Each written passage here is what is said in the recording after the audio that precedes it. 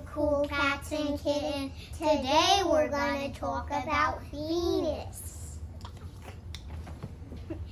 So Venus is about 850 or 90 degrees. You would melt if you go in there. Venus is the second planet from the sun, but it's still the hottest planet. And so it's so hot because its clouds are thick and it's kind of being like under a blanket. So this week, the students are going to read a story where they live on Venus. What do you think about a story where they live on Venus? So maybe they'll make a special astronaut suit with a bunch of water pipes, so they're gonna be warm. Yeah, what would happen if you lived on Venus? Well, if you lived on Venus as an alien, you would probably live there because you're like flame guard proof. Yeah, what if I went to Venus? What would happen? You would melt without an astronaut suit. All right, thank you. Bye-bye. Bye-bye.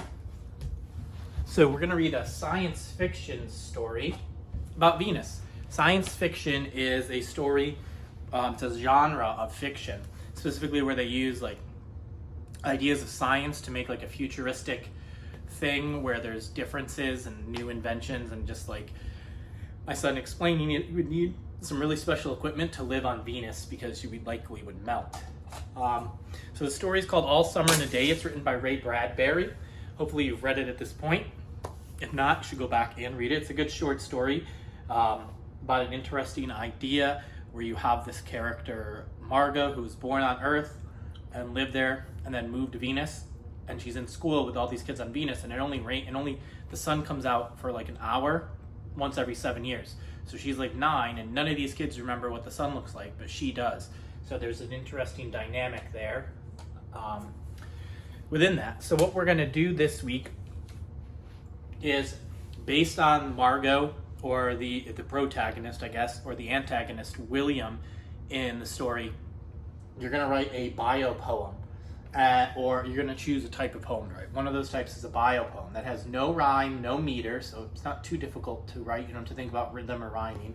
It's going to describe a person. It will include their name, and it's going to include figurative language, which I'll review in a minute.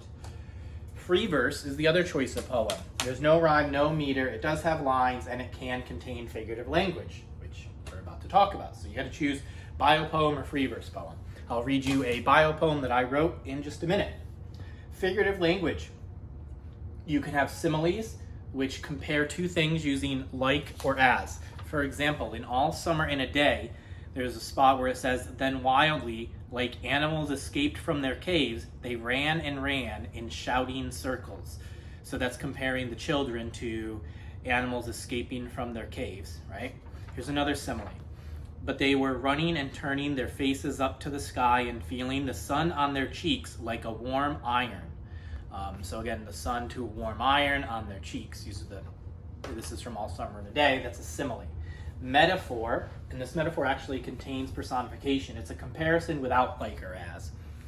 So this one says, then Margot wrote a poem, and it talks about it in the story. It says, "I think the sun is a flower that blooms for just 1 hour." So sun is a flower, that's a metaphor. It's comparing the sun to a flower without using like or as. Personification, here's some personification written as a metaphor. So it kind of combines these two together. "They stopped running and stood in the great jungle that covered Venus, that grew and never stopped growing, tumultuously even as you watched it.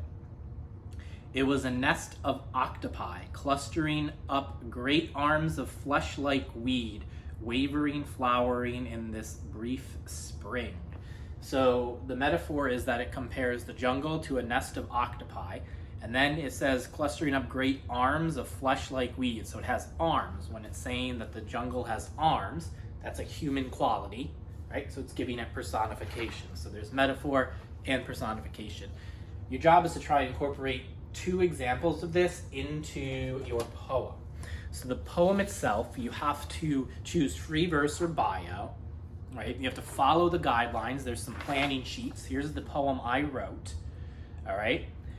This is the bio poem. It has the name in it, and the lines are numbered. I just kind of deleted the directions as I made each line. I wrote William, selfish, resentful, angry bully, lover of being mean, the sun, power, hater of Margot, people who have seen the sun, not getting what he wants, who feels as hot as the sun, afraid and powerful. So I put in feels as hot as the sun. I was trying to make it sound like he's angry, and I included a simile using like or as. Who fears being as dumb as a doorknob, not knowing the unknown. So I put dumb as a doorknob, another simile. So I have two versions of figurative language here, talking about William. Would like to see the sun, earth, Margot suffer. Who lives on a rain-soaked planet? William. So again, that's the bio poem. This has two pieces of figurative language. It describes William, and it follows the format according with the planning document. So use one of the two planning documents and write a poem.